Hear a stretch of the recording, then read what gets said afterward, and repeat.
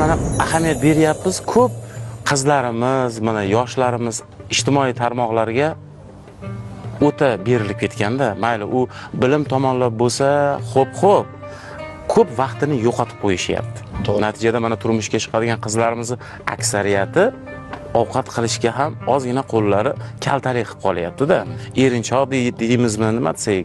Mana shunday kunlari birida bir qiz ham yigiti bilan uchrashuvga chiqqan, o'tirishibdi debdi haligi yigit.